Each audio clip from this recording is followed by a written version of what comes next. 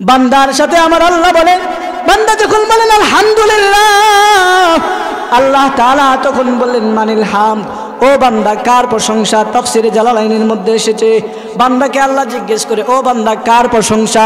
বান্দা তখন বলেন আল্লাহ, আলহামদুলিল্লাহ, আল্লাহর প্রশংসা। আল্লাহ তাআলা আবার বলেন মানিল্লাহ, আল্লাহ আবার কে? দুনিয়ার জমিনে আমরা যখন ছোটবেলা, আমরা যখন আমাদের বাবা যখন আমাদেরকে শিখাইতে বলো তুমি বাপ, আমরা বলতাম আপনি বাপ, বলতাম কিনা? আল্লাহ বলেন মানিল্লাহ। আল্লাহ যখন প্রশ্ন করে বান্দা তুমি আল্লাহকে চিনোনি? বান্দা তখন উত্তর দিয়ে বলেন হা হা, আল্লাহকে আমি ভালো করে চিনি, যিনি হলেন রব্বিল আলামিন, যিনি হলেন সমস্ত পৃথিবীর রব, যিনি সমস্ত কুল কায়নাতের রব, তিনি হলেন আল্লাহ, তিনি হলেন রহমান। বান্দা তখন আবার বলে আর রহমানির রহিম। বান্দা যখন বলেন আর রহমান, আল্লাহ বলে মানির রহমান, রহমান আবার কে? বান্দাটাকে তখন বান্দা উত্তর দেয় আর রহিম, যিনি হলো রহিম, তিনি হলো রহমান, তিনি আমার আল্লাহ, তিনি সমস্ত পৃথিবীর পালনেওয়ালা। সুবহানাল্লাহ বলেন। বান্দা তখন আবার বলতে থাকে মালিকি ইয়াউমিদ্দিন, আল্লাহ আপনি তো বিচার দিনের মালিক, আমি তো আপনাকে ভালো করে আয়ত্ত করেছি, ভালো করে আমি আপনাকে চিনতে পেরেছি, আল্লাহ আপনি তো আমার রব। তখন আল্লাহ তাআলার কাছে বান্দাটা আরো বিনয় হয়ে বলে ইয়্যাকা না'বুদু ওয়া ইয়্যাকা নাস্তাঈন। বান্দা বলে আল্লাহ পৃথিবীর বুকে আমি কারো কাছে সাহায্য চাই না, কারো ইবাদত করি না, গায়রুল্লাহর কাছে মাথা নত করি না। ও রব্বুল আলামিন, ও পাক পরওয়ারদিগারে আলম, আমি আপনার কাছেই সাহায্য চাই এবং আপনার ইবাদতের মধ্যে মগ্ন থাকি। সুবহানাল্লাহ বলেন। ইন্নাল্লাযীনা আমানু ওয়া আমিলুস সালিহাত কানাত লাহুম জান্নাতুল ফিরদাউসি নুজুলা। وقال سيدنا رسول الله صلى الله عليه وسلم إن الله لا ينظر إلى صوركم وأموالكم ولكن ينظر إلى قلوبكم وأعمالكم أو كما قال عليه الصلاة والسلام. اللهم صل على محمد وعلى آل محمد. সকলে পড়েন দুরূদ ইব্রাহিম। اللهم صل على محمد وعلى آل محمد كما صليت على إبراهيم وعلى آل إبراهيم إنك حميد مجيد. اللهم بارك على محمد وعلى آل محمد كما باركت على إبراهيم وعلى آل إبراهيم إنك حميد مجيد. بلغ العلا بكماله كشف الدجى بجماله حسنت جميع خصاله صلوا عليه وآله. رہے میرے مسکن حوالے کعبہ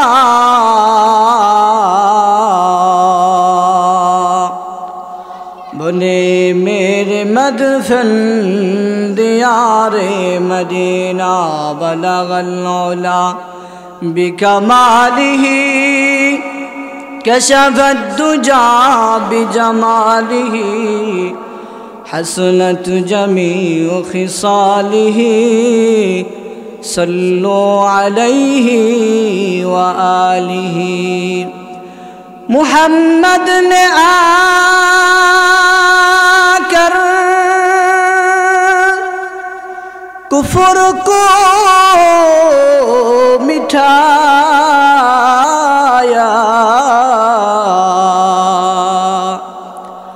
کفر کو مٹھا کر صداقت سے بلایا لا الہ الا اللہ لا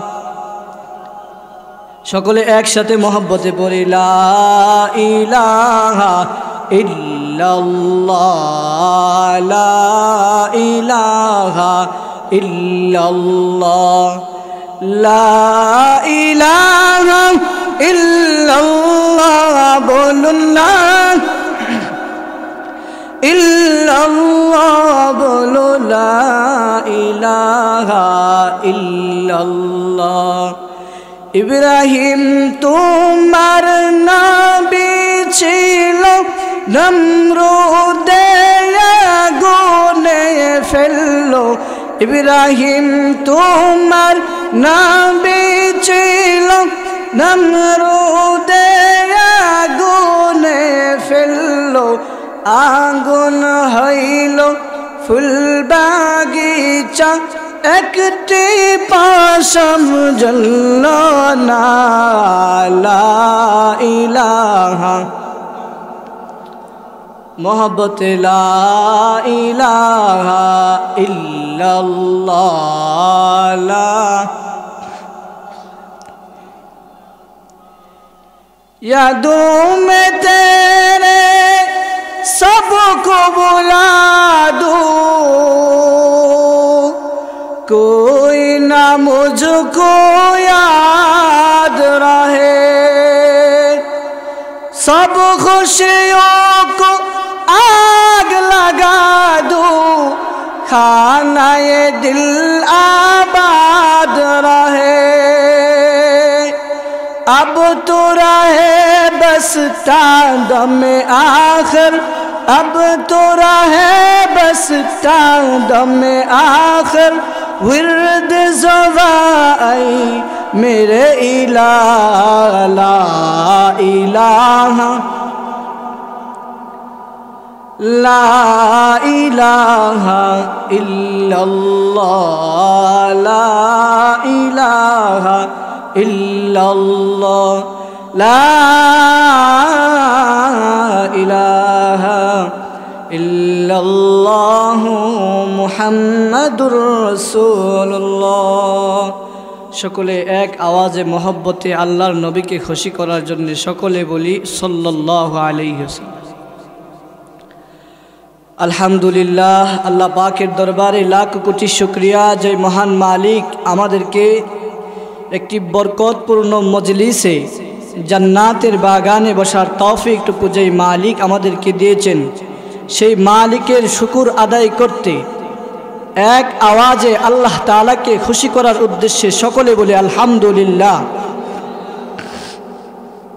আল্লাহ তাআলা আমাদেরকে তৌফিক না দিলে আমরা এখানে আসা সম্ভব হতো না সম্ভব হতো বহু মানুষ আজকে নিয়ত করেছিল মাহফিলে যাবে কিন্তু আসার তৌফিক হয় নাই আল্লাহ তাআলা আমাদেরকে দয়া করে মায়া করে ভালোবেসে এই বরকতপূর্ণ মজলিসে আনছেন সেজন্য আল্লাহ তাআলার দরবারে দোয়া করব আল্লাহ তাআলার কাছে ফরিয়াদ করব আল্লাহ তাআলা যেন আমাকে এবং আপনাদেরকে কিছু কথা শুনে এবং আমল করার তৌফিক আল্লাহ দান করেন সেজন্য কালিমাতুশ শুকর আদায় করছি আলহামদুলিল্লাহ আলহামদুলিল্লাহ নাজমুন নাহার আল আমিন বালিকা মাদ্রাসার উদ্দেশ্যে আয়োজিত মহতীয় মজলিসের সম্মানিত সভাপতি দিগার হযরতে ওলামায়ে কেরাম আমার সম্মুখপানে উপস্থিত মুরব্বী বাবারা যুবক ভাইয়েরা পর্দানিশিতা আম্মাজান ফাতিমাতুজ জোহরা রাদিয়াল্লাহু তাআলা আনহার উত্তরসূরি মা ও বোনেরা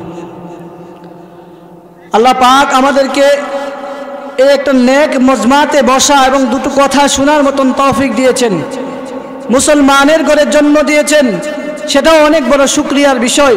আল্লাহ তাআলা যে আমাদেরকে দয়া করে মায়া করে মুসলমানের সন্তান বানাইয়া আখির নবীর উম্মত বানিয়েছেন, সেজন্য আবার কালিমাত শুকর আদায় করছি আলহামদুলিল্লাহ।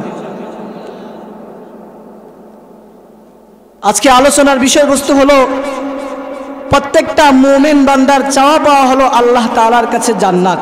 কি চাওয়া পাওয়া? আরো জোরে বলেন, কি চাওয়া পাওয়া? একটু জবানটা একটু নাড়াচাড়া করবেন। সুবহানাল্লাহ, আলহামদুলিল্লাহ, আল্লাহু আকবার বললে ঈমানটা তাজা হয়। কি হয়? এজন্য আমরা যখনই আলহামদুলিল্লাহ বলার প্রয়োজন হবে একটু জোরে সুরে বলবেন আলহামদুলিল্লাহ।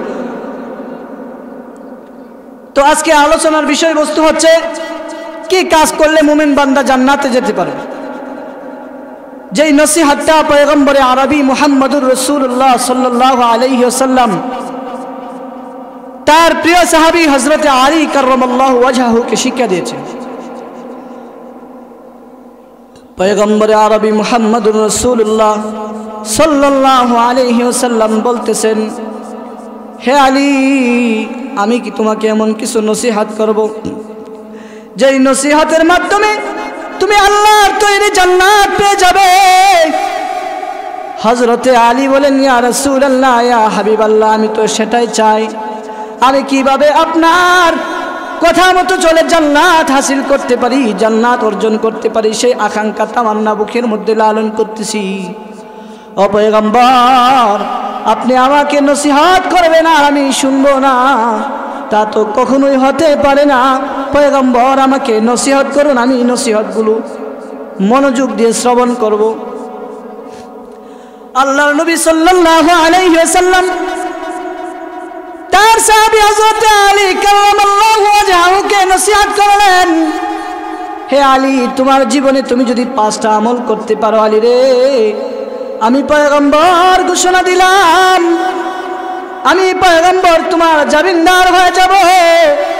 কাল কিয়ামতের ময়দানে সুপারিশ করে তোমাকে জান্নাতে ঢুকায় দিব। আলী, আল্লাহর নবীর সাহাবী আলী বলেন, ইয়া রাসূলুল্লাহ, ইয়া হাবিবাল্লাহ, ও আল্লাহর পয়গম্বর, অবশ্যই অবশ্যই আমাকে নসিহত করুন। আল্লাহর নবী সর্বপ্রথম যে নসিহতটা করলেন, 1 নাম্বার নসিহত, হে আলী, তুমি ঘুমানোর আগে তুমি আল্লাহর রাস্তায় 4000 দিরহাম সদকা করে ঘুমাইবা। সুবহানাল্লাহ বলেন, আরো জোরে বলেন সুবহানাল্লাহ। হযরত আলী রাদিয়াল্লাহু তাআলা আনহু আল্লাহর পয়গম্বরকে ডেকে ডেকে বলে, ইয়া রাসূলুল্লাহ, ইয়া হাবিবাল্লাহ, ওগো পয়গম্বর, আপনি খুব ভালো করে জানেন আমি আলী গরিব মানুষ। আমার চুলায় একদিন আগুন ধরলে দ্বিতীয় দিন চুলায় আগুন ধরে না। ইয়া রাসূলুল্লাহ, ইয়া হাবিবাল্লাহ, ওগো আল্লাহর পয়গম্বর, আমি কিভাবে 4000 দিরহাম সদকা করে তোমার রাস্তায় 4000, আপনার কথা মতে আল্লাহর রাস্তায় 4000 দিরহাম সদকা করে ঘুমাইবো? আমার তো সেই সামর্থ্যটুকু নাই। আমি ফাতেমাকে একদিন খাবার দিলে 2 দিন চলে যায়, 3 দিন চলে যায়, খাবার দিতে পারি না। ওগো পয়গম্বর, আমার অনেক আফসোস হয় আপনার কথা অনুযায়ী আমল করার জন্য। ইয়া রাসূলুল্লাহ, ইয়া হাবিবাল্লাহ, নবী গো, কিন্তু কেমন করে এত টাকা সদকা করব, কোথায় পাবো ইয়া রাসূলুল্লাহ? আল্লাহর পয়গম্বর ডেকে ডেকে বলে, রে আলী, শুনো, তুমি যখন ঘুমাইতে যাইবা, ঘুমানোর আগে যখন তুমি সূরাতুল ফাতিহার আমলটা 4 বার করবে। কয়বার? জোরে বলেন, কয়বার? যখন তুমি সূরাতুল ফাতিহার আমলটা 4 বার করবা, আমি রাসূল ঘোষণা দিলাম, আল্লাহ রাব্বুল আলামিন তোমার আমলনামায় 4000 দিরহাম সদকা করার সওয়াব লিখে দিবেন। আরো জোরে বলেন সুবহানাল্লাহ। আমলটা সহজ না কঠিন? কি সহজ? সবাই পারে না? পারে না? মুসলমান হিসাবে সবাই এই আমলটা পারে। শুধু তাই নয়, এই আমলটা যখন আল্লাহর কোন বান্দা পড়বেন, আল্লাহ নবী হাদিসের মধ্যে বলেন, ইদা ক্বালাল ইমামু গায়রিল মাগদুবি আলাইহিম ফাকুলু আমিন। ফামান ওয়াফাকা কওলুহু কওলাল মালায়েকা গুফিরা লাহু মা তাকদ্দামা মিন যামবি। আল্লাহর নবী বলেন, হে পয়গম্বরের উম্মত, আল্লাহ তাআলা বলেন, হে পয়গম্বরের উম্মত, তোমরা ভালো করে শুনো, আল্লাহর নবী তোমাদেরকে কি নসিহত করতেছেন। পয়গম্বর নসিহত করেন, কোন আল্লাহর বান্দার গায়রিল মাগদুবি আলাইহিম ওয়ালাদ-দাল্লিন আমিন, এই আমিন বলাটা যদি ইমাম সাহেবের পিছনে, ইমাম সাহেব যখন বলবে গায়রিল মাগদুবি আলাইহিম ওয়ালাদ-দাল্লিন যখন বলবেন, কোন বান্দা যখন সাথে সাথে বলে আমিন, ওই আমিনটা যদি ফেরেশতার আমিনের সাথে মিলে যায়, আল্লাহ তাআলা তার আগের জিন্দেগীর সমস্ত গুনাহ মাফ করে দেয়। এই জন্য সূরা ফাতিহা পড়া সহজ না কঠিন? তাহলে আমরা যারা নামাজ পড়ি, ইমাম সাহেব যখন গায়রিল মাগদুবি আলাইহিম বলেন, আমরা সাথে সাথে বলবো আমিন। আস্তে কি বলবো? আমিন। শুধু তাই না, মুমিন বান্দা যখন নামাজের মধ্যে দাঁড়ায় যায়, বান্দা যখন বলেন আল্লাহু আকবার, বান্দা যখন বলেন আল্লাহু আকবার, এর অর্থ হলো আল্লাহ দুনিয়ার জীবনে যত গুনাহ করছি সব থেকে ফিরে আইসা আল্লাহ আপনার ঘর মসজিদের মধ্যে আইসা আল্লাহ আমি বলতেছি আল্লাহু আকবার।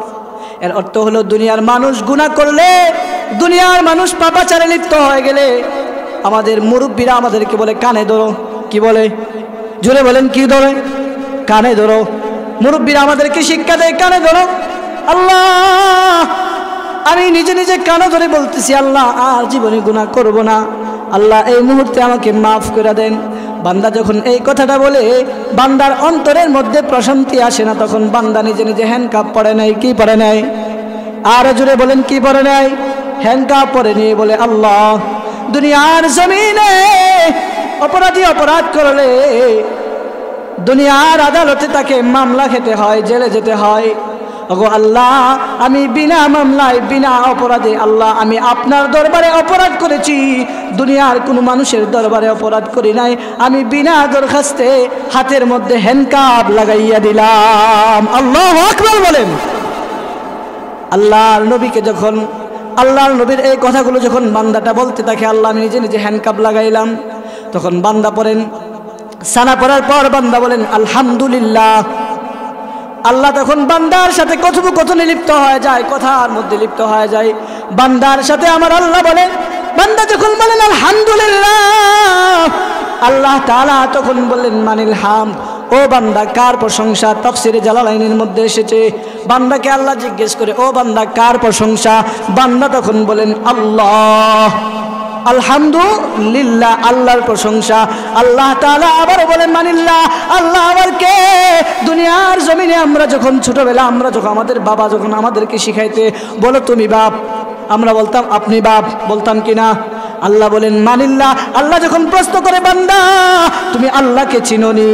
বান্দা তখন উত্তর দিয়ে বলেন হা হা আল্লাহকে আমি ভালো করে চিনি, যিনি হলেন রব্বিল আলামিন, যিনি হলেন সমস্ত পৃথিবীর রব, যিনি সমস্ত কুল কায়নাতের রব, তিনি হলেন আল্লাহ, তিনি হলেন রহমান। বান্দা তখন আবার বলে আর রহমানির রহিম। বান্দা যখন বলেন আর রহমান, আল্লাহ বলে মানির রহমান, রহমান আবার কে? বান্দাটাকে তখন বান্দা উত্তর দেয় আর রহিম, যিনি হলো রহিম তিনি হলো রহমান, তিনি আমার আল্লাহ, তিনি সমস্ত পৃথিবীর পালনেওয়ালা। সুবহানাল্লাহ বলেন। বান্দা তখন আবার বলতে থাকে মালিক ইয়াউমিদ্দিন, আল্লাহ আপনি তো বিচার দিনের মালিক, আমি তো আপনাকে ভালো করে আয়ত্ত করেছি, ভালো করে আমি আপনাকে চিনতে পেরেছি, আল্লাহ আপনি তো আমার রব। তখন আল্লাহ তাআলার কাছে বান্দাটা আরো বিনয় হয়ে বলে ইয়্যাকা না'বুদু ওয়া ইয়্যাকা নাস্তাঈন। বান্দা বলে আল্লাহ পৃথিবীর বুকে আমি কারো কাছে সাহায্য চাই না, কারো ইবাদত করি না, গায়রুল্লাহর কাছে মাথা নত করি না। ও রব্বুল আলামিন, ও পাক পরওয়ারদিগারে আলম, আমি আপনার কাছেই সাহায্য চাই এবং আপনার ইবাদতের মধ্যে মগ্ন থাকি। সুবহানাল্লাহ বলেন, আর জুড়ে বলেন সুবহানাল্লাহ। এই কথাটা বলার পরে বান্দা যখন এই কথাটা বলে আল্লাহ তখন আল্লাহ দরিয়ার মধ্যে যখন ঢেউ উঠা যায় আল্লাহ বলে বান্দা কি চাও কি চাও আল্লাহ তাআলা এই কথা বলার পর বান্দাটা বলে ইহদিনাস সিরাতাল মুস্তাকিম ও রব্বুল আলামিন আমি দুনিয়ার কোনো টাকা পয়সা ধন দৌলত চাই না আমি একমাত্র চাই আপনার সিরাতুল মুস্তাকিম তথা সোজা পথ যেই পথ দিয়ে আমি জান্নাতে যেতে পারবো এই জন্য মুমিন বান্দার চাওয়া পাওয়া কি জান্নাত চাওয়া পাওয়া কি আরো জোরে বলেন কি তাহলে বান্দা যদি এই সূরাতুল ফাতিহার আমলটা ঘুমের সময় 4 বার পড়ে আল্লাহ রাব্বুল আলামিন তার আমলনামার মধ্যে 4000 দিরহাম সদকা করার সওয়াব লিখে দিবেন এই গেল 1 নম্বর নসিহত 2 নম্বর নসিহত আল্লাহ নবী সাল্লাল্লাহু আলাইহি ওয়াসাল্লাম ওই সাহাবীকে বলতেছেন হযরতে আলীকে বলতেছেন আলী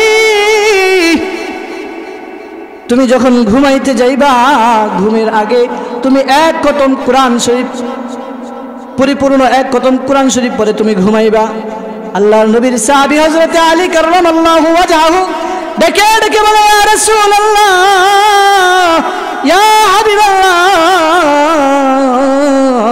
ওগো আল্লাহর পয়গম্বর আমি কিভাবে 1 খতম কোরআন শরীফ পড়ব আমি যদি ইশারের পর থেকে কোরআনের তিলাওয়াত আরম্ভ করে দেই এমন তো হতে পারে আমি ঘুমের মধ্যে লিপ্ত হয়ে যেতে পারি যেহেতু ওয়াজআলনাল লাইলা লিবাসা আল্লাহ আপনি রাত্রি দিয়েছেন কিসের জন্য রাত দিয়েছে কি জন্য ঘুমের জন্য আল্লাহ মানুষ হিসাবে তো ঘুমাইয়া যেতে পারি এই জন্য আমি কিভাবে 1 খতম কোরআন শরীফ পড়ব আল্লাহর নবী ডেকে ডেকে বলেন হে আলী তুমি শুনো তুমি যদি এই সূরাতুল ইখলাস 3 বার তিলাওয়াত করো ইখলাসের আমলটা যদি 3 বার করো আল্লাহ তাআলা তোমার আমলনামায় 1 খতম কোরআন শরীফ পড়ার সওয়াব আমার আল্লাহ তাআলা তোমার আমলনামায় লিখে দিবেন আরো জোরে বলেন সুবহানাল্লাহ কুল হুয়াল্লাহু আহাদ আল্লাহুস সামাদ লাম ইয়ালিদ ওয়া লাম ইউলাদ ওয়া লাম ইয়াকুল লাহু কুফুয়ান আহাদ আমার আল্লাহ আপনাদের সকলের আমলনামায়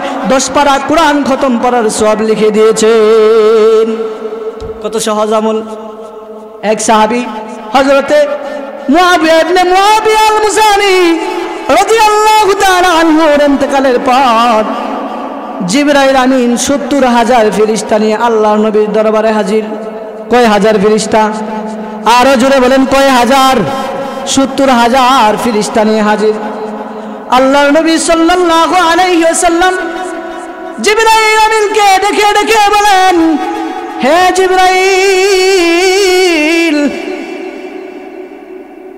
তুমি সেই খবরটা কিভাবে পেলে রে জিবরাইল আমার সাহাবী মুআবিয়া ইবনে মুআবিয়া আল মুসানি মারা গেছে তুমি সেই খবরটা কোথা থেকে পেলে জিবরাইল আমিন যখন 70,000 ফেরেশতা নিয়ে যখন তিনি জানাজার নামাজের মধ্যে শরীক হলেন আল্লাহর নবী সাল্লাল্লাহু আলাইহি ওয়াসাল্লাম ডেকে ডেকে বলে হে জিবরাইল আমার সাহাবী মুআবিয়া ইবনে মুআবিয়া আল মুসানি এই এত বড় মর্যাদার অধিকারী কিভাবে হলো তখন ওই সাহাবী ওই জিবরাইল আমিন ডেকে ডেকে বলেন ইয়া রাসূলুল্লাহ ইয়া হাবিবাল্লাহ আপনার সাহাবী জিবরাইল আমিন বলেন ইয়া রাসূলুল্লাহ ইয়া হাবিবাল্লাহ আপনার সাহাবী মুআবিয়া ইবনে মুআবিয়া আল মুজানি তিনি যখন ঘুমাইতে যাইতেন সূরাতুল ইখলাসের তিলাওয়াত করতেন তিনি যখন দাঁড়াইয়ে থাকতেন তখন সূরাতুল ইখলাসের তিলাওয়াত করতেন তিনি যখন শোয়া অবস্থায় থাকতেন তখন সূরাতুল ইখলাসের আমল করতেন ইয়া রাসূলুল্লাহ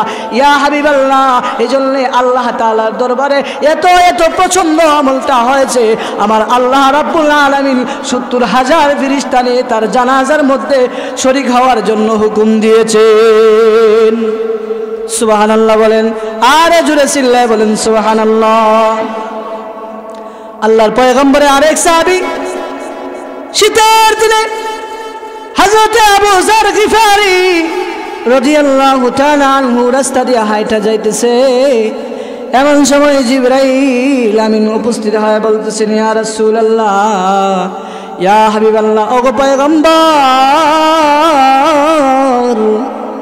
ওই যে আপনার সাহাবী আবু যর হাইটা যাইতেছে তাকে আপনি চিনেননি আল্লাহর নবী দেখে দেখে বলে, রে জিবরাইল, আমার সাহাবী আবু যর, আমি তাকে কেন চিনব না, কেন চিনব না? আগে তুমি বলো, আমার সাহাবী আবু যর রে তুমি কিভাবে চিনো? জিবরাইল আমিন দেখে দেখে বলতেছেন, ইয়া রাসূলুল্লাহ, ইয়া হাবিবাল্লাহ, ওগো সরকার, আপনার সাহাবী আবু যর রে শুধু আমি একা চিনি তা না, আপনার সাহাবী আবু যর রে আসমানের মাঝে যত ফেরেশতা রয়েছে সকলে আবু যরকে চিনে এবং সালাম দিয়েছে। আরো জোরে বলেন সুবহানাল্লাহ। কি আমল করছেন? কোন কঠিন আমল নাকি? সূরাতুল ইখলাসের আমল করেছেন। কুল হুয়াল্লাহু আহাদ আল্লাহুস সামাদ লাম ইয়ালিদ ওয়া লাম ইউলাদ ওয়া লাম ইয়াকুল লাহু কুফুয়ান আহাদ। সূরাতুল ইখলাসের আমল করছে। এইজন্য বাবারা আমার যারা এখানে উপস্থিত আছে, আজকে থেকে নিয়ত করি প্রত্যেকবার ঘুমানোর আগে 3 বার সূরাতুল ইখলাসের তিলাওয়াত করে ঘুমাইব। পারবো তো ইনশাআল্লাহ? কারা কারা পারবেন ইনশাআল্লাহ একটু হাত উঠা দেখেন। আল্লাহ তাআলা আপনাদের সকলের হাতকে কবুল করুন। সকলে বলেন আমিন। তাহলে 2 নম্বর আমল গেল। 3 নম্বর আমল হলো আল্লাহর নবী সাল্লাল্লাহু আলাইহি ওয়াসাল্লাম হযরতে আলী রাদিয়াল্লাহু তাআলা আনহুকে ডেকে ডেকে বলতেছেন, হে আলী, তুমি প্রতি রাতে ঘুমানোর আগে আগে আল্লাহর তৈরি জান্নাতের মূল্য দিয়ে ঘুমাইবা। কিসের মূল্য? আল্লাহর তৈরি জান্নাতের মূল্য দিয়ে ঘুমাইবা। হযরতে আলী যখন এই কথাটা শুনলেন, হযরতে আলী চোখের 2টা পানি ছেড়ে দিয়ে বলেন, ইয়া রাসূলুল্লাহ, ইয়া হাবিবাল্লাহ, ও আল্লাহর পয়গম্বর, আমি কিভাবে জান্নাতের মূল্য দিয়ে ঘুমাইব? আমি আপনার মুখে শুনেছি, আপনার জবান মুবারক থেকে শুনেছি, জান্নাতের একটা ইটের মূল্য পৃথিবীর কোনো মানুষ দিতে পারবে না। তাহলে আমি আলী গরিব মানুষ, একদিন খাবার খাইতে পাইলে আরেকদিন খাবার পাই না, ও আল্লাহর পয়গম্বর, তাহলে আমি আলী কিভাবে জান্নাতের মূল্য দিয়ে ঘুমাইব? আল্লাহর নবী ডেকে ডেকে বলে, আলী শুনো, তুমি যখন রাতের আধারে ঘুমাইতে যাইবা, আমি পয়গম্বরে আরবি মুহাম্মদুর রাসূলুল্লাহ সাল্লাল্লাহু আলাইহি ওয়াসাল্লামের উপরে যখন আমি নবীর উপরে যখন দুরূদ পড়বে 3 বার অথবা 5 বার অথবা 7 বার, যতবার ইচ্ছা তুমি যখন দুরূদ পড়বে, আল্লাহ তাআলা তোমার আমলনামার মধ্যে একটা জান্নাতের মূল্য সদকা করার সওয়াব দিয়ে দিবে। আরো জোরে বলেন সুবহানাল্লাহ। তাহলে আমলটা সহজ না কঠিন? সাল্লাল্লাহু আলাইহি ওয়াসাল্লাম ছোট্ট দরুদ, এটা আমরা সবাই পারি। আল্লাহর নবীর নাম যেখানে উচ্চারিত হবে সকলেই বলবেন সাল্লাল্লাহু আলাইহি ওয়াসাল্লাম। সকলেই বলেন সাল্লাল্লাহু আলাইহি ওয়াসাল্লাম। এই দরুদের ফজিলত আছে না নাই? আরো জোরে বলেন আছে না নাই? আল্লামা শিবলি রহমাতুল্লাহি আলাইহি কাবাঘর তওয়াফ করার সময় তাকায় দেখেন একটা যুবক সন্তান কাবাঘর ঘুরতেছে আর বলতেছে সাল্লাল্লাহু আলাইহি ওয়াসাল্লাম, বলতেছে সাল্লাল্লাহু আলাইহি ওয়াসাল্লাম। আল্লামা শিবলি জিজ্ঞেস করে, যুবক তুমি কি কাবাঘর তওয়াফ করার আর কোনো দোয়া পারো না? তুমি শুধু পড়ো সাল্লাল্লাহু আলাইহি ওয়াসাল্লাম, সাল্লাল্লাহু আলাইহি ওয়াসাল্লাম, এই দোয়া ছাড়া কি তুমি আর কোনো দোয়া পারো না? ওই যুবক সন্তানটা বলতেছে, হে পথিক শুনো, আমি যখন সাল্লাল্লাহু আলাইহি ওয়াসাল্লাম এই আমলটা করেছি, আল্লাহ তাআলার দরবারে যেই পরিমাণ মকবুলিয়ত অর্জন করেছি, আল্লাহ তাআলার কাছে যা চেয়েছি তা পেয়েছি। শুধু তাই নয়, জীবনের সবচাইতে বড় একটা পাওয়া, আমি আমার আব্বার ইন্তেকালের সময়ও অনেক বড় একটা উপকার পেয়েছি। এই জন্যে আমি জীবনে আর কোনোদিন সাল্লাল্লাহু আলাইহি ওয়াসাল্লাম ছাড়ি না। সুবহানাল্লাহ বলেন। তিনি বলেন, আমি যখন আমার আব্বা জানকে নিয়ে কাবাঘর তওয়াফ করার জন্য রওনা দিলাম, বাগদাদ শহরে পৌঁছার পর আমার আব্বা বৃদ্ধ মানুষ অসুস্থ হয়ে ইন্তেকাল ফরমান। আমি তাকাইয়া দেখি আমার আব্বুর চেহারাটা বিকৃত হয়ে গেছে। আমার আব্বুর চেহারার দিকে তাকানো যায় না। আমি চিন্তায় পড়ে গেলাম, এই অবস্থায় আমার আব্বুর জানাজার নামাজ কে পড়বে? চেহারা যদি বিকৃত হয়ে যায়, আমার আব্বুর দাফন কাফনের ব্যবস্থা কে করবে? এই চিন্তা করতে করতে আমি ধ্যানমগ্ন অবস্থায় হয়ে গেলাম। আমার যখন তন্দ্রা চলে আসলো, হঠাৎ করে তাকায় দেখলাম আমার গোলটার মধ্যে সুন্দর একজন সুদর্শন লোক আইসা হাজির হইলেন। আল্লাহু আকবার! সুন্দর একজন সুদর্শন নুরানি চেহারাওয়ালা লোক আইসা হাজির হলেন। দেখে ডেকে বলতেছেন, তোমার আব্বার চেহারা থেকে কাপড়টা সরাও। অথবা কাপড়টা তিনি নিজ হাতে সরাইলেন। কাপড়টা সরানোর সঙ্গে সঙ্গে চেহারার মধ্যে যখন হাতটা বুলাইলেন, চেহারার মধ্যে হাত বুলানোর সঙ্গে সঙ্গে ওই যুবক বলতেছে, আমার আব্বার চেহারাটা নূরে নূরান্বিত হয়ে গেছে। ওই যুবক সন্তানটা ডেকে ডেকে বলতেছেন, ওগো হুজুর, আপনি কোথা থেকে এসেছেন? কোথা থেকে আপনার আগমন হয়েছে? আমাকে একটু যদি জানাইতেন আমি উপকৃত হতাম। আমার এমন বিপদের মুহূর্তে আপনি আমার সাহায্য করলেন, আপনার পরিচয়টা জানাইয়া আমাকে ধন্য করবেন।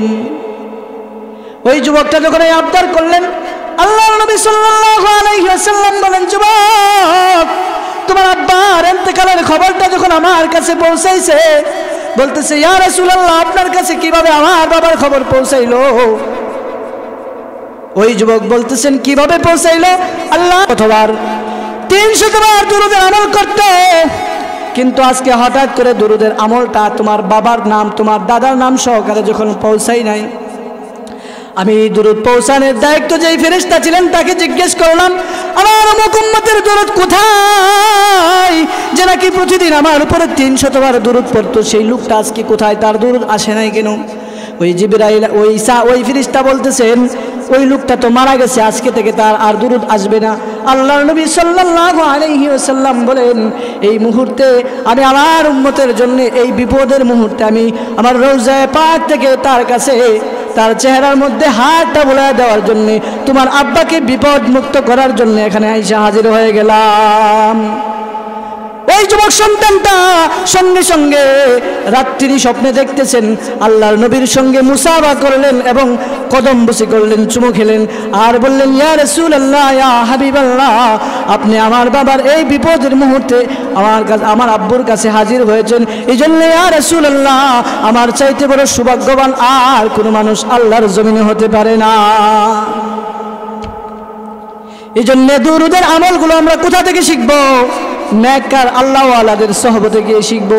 সোহবতে সালেহ তুরা সালেহ কুনাত, সোহবতে তালেহ তুরা তালেহ কুনাত। আল্লাহওয়ালাদের সোহবতে থাকলে আল্লাহওয়ালা হওয়া যায়।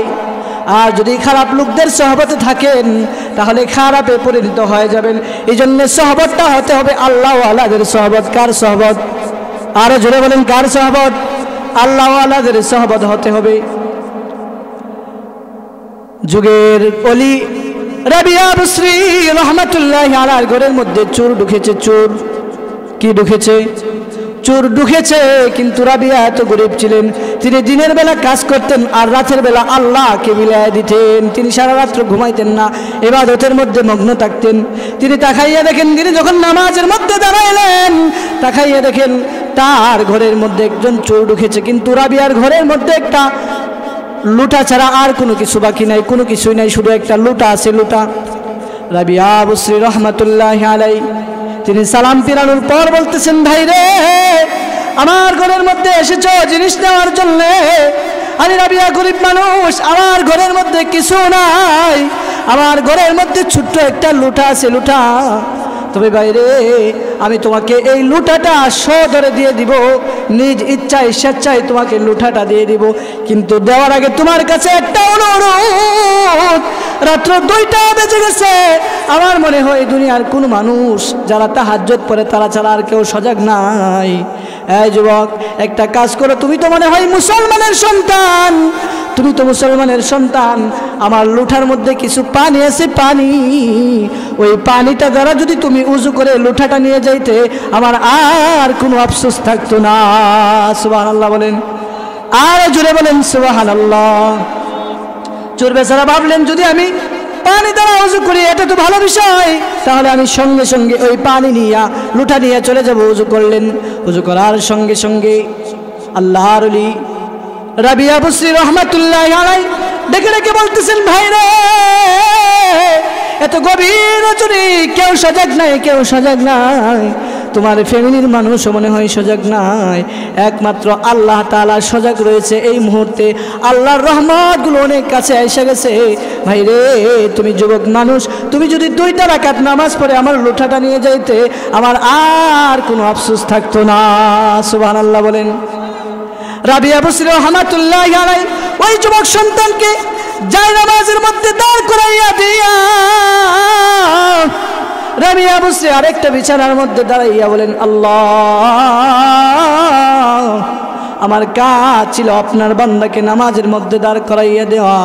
আল্লাহ, এখন তোমার কাজ হলো তোমার বান্দাকে মাফ কইরা ওলির খাতার মধ্যে নামটা লেখা দেওয়া। সুবহানাল্লাহ বলেন, আরো জোরে বলেন সুবহানাল্লাহ। এই জন্য সহবতটা হতে হবে দামি আল্লাহ ওয়ালাদের সহবত। নেক মানুষের সহবতে থাকলে আল্লাহ ওয়ালা হওয়া যায়, আর খারাপ লোকদের সহবতে থাকলে খারাপ মানুষ হওয়া যায়। তাহলে আমাদের আমল গেল 3টা। কয়টা? 1 নম্বর আমল হলো সূরাতুল ফাতিহা 4 বার পড়ব। 2 নম্বর আমল হলো 3 বার সূরাতুল ইখলাসের আমল করব। 3 নম্বর আমল হলো আমরা প্রত্যেকেই বেশি বেশি করে আল্লাহর নবী মুহাম্মদুর রাসূলুল্লাহর উপর দরুদ পড়ব। 4 নম্বর আমলটা হলো আস্তাগফিরুল্লাহর আমলটা বেশি বেশি করব। আল্লাহর নবী সাল্লাল্লাহু আলাইহি ওয়াসাল্লাম ডেকে ডেকে বলতেছেন, এ আমার সাহাবী আলী, শুনো, তুমি প্রতিদিন ঘুমানোর আগে একটা জগরা মিঠাইয়া ঘুমাইবা। কি মিঠাইয়া ঘুমাইবা?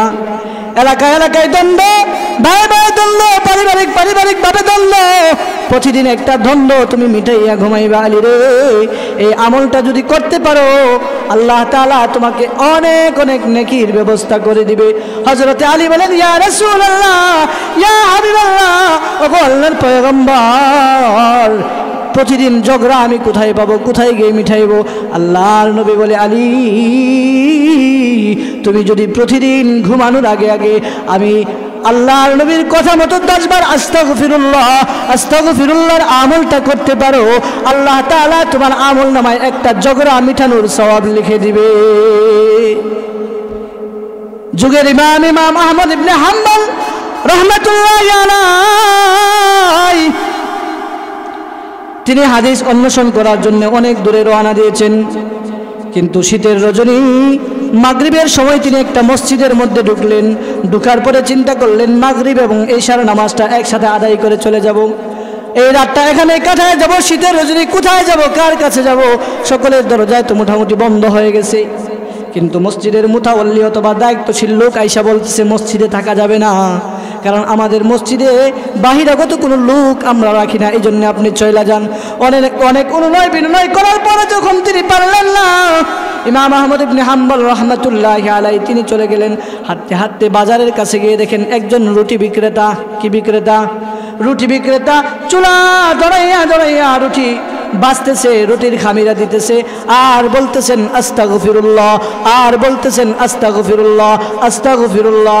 এই আমলটা যখন করতেছে, যুগের ইমাম আহমদ ইবনে হাম্বল রাহমাতুল্লাহি আলাইহি ডেকে ডেকে বলতেছেন, এ যুবক,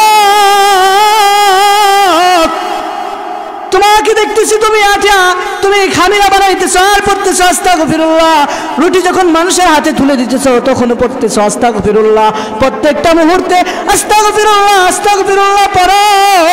এ যুবক, তুমি বলো, তুমি আস্তাগফিরুল্লাহ পড়ে কি ফায়দা পাও? যুবক সন্তানটা বলতেছে, ভাই আমার শুনেন, আমি আস্তাগফিরুল্লাহ পড়ার দ্বারা আমার আল্লাহ রাব্বুল আলামিন, আমার বিশ্বাস, আমাকে মুস্তাজাবুদ দাওয়া বানাইয়া দিছে। আমি আল্লাহর দরবারে যেই দোয়াটা করি সেই দোয়াটা কবুল হয়ে যায়। তবে আমার আফসোস, আমার একটা দোয়া আমার রব্বে কাবার দরবারে এখনো পর্যন্ত কবুল হয় না। এই জন্য আমি আল্লাহর কাছে ফরিয়াদ করি, আল্লাহ, মৃত্যুর আগে হলেও আমার এই দোয়াটা তুমি কবুল না করায় মৃত্যু দিও না। সুবহানাল্লাহ বলেন। যুগের ইমাম আহমদ ইবনে হাম্বল রাহমাতুল্লাহি আলাইহি এই কথাটা শোনার পর কৌতূহল আরো বেড়ে গেলেন। এবার ডেকে ডেকে বলতেছেন, যুবক রে, কি তোমার সে আকাঙ্ক্ষা, কি তামান্না, যেই তামান্নাটা রে যুবক তোমার বুকের মধ্যে লালন করতেছো, তুমি বলতেছো এই দোয়াটা কবুল না হয়, যেন তোমার মৃত্যু না হয়। যুবক বেচারা বলতেছেন, আমার আফসোস, আমার জীবনে অনেক বড় আফসোস, আমার সব দোয়া আমার আল্লাহ কবুল করেছে, আমার বিশ্বাস ওই দোয়াটাও আল্লাহ কবুল করবে।